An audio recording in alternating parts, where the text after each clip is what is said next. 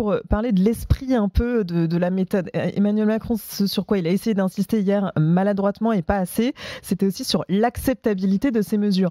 Yannick Jadot, vous dites, il y a urgence, donc il faut faire. Mais est-ce qu'il faut absolument demander à tout le monde son avis, ou est-ce qu'il faut une part de contrainte très forte, justement, que ce soit du porte-monnaie ou autre chose, c'est ce que nous dit Azak. Je n'en sais rien, exactement, c'est ce que dit Azak. Et c'est là peut-être que Emmanuel Macron n'a pas été assez audacieux, peut-être que vous non plus d'ailleurs, parce que finalement, vous parlez de transition, etc. Mais est-ce qu'il ne faut pas aller carrément plus loin et être encore plus quand vous regardez notre projet, souvent on nous dit est-ce que on vous voit que c'est difficile. Le projet Europe Écologie Les Verts pour les Européens. Mais l'urgence est là. Mais vous avez raison, l'urgence est là, mais surtout la bonne nouvelle, c'est que les solutions existent.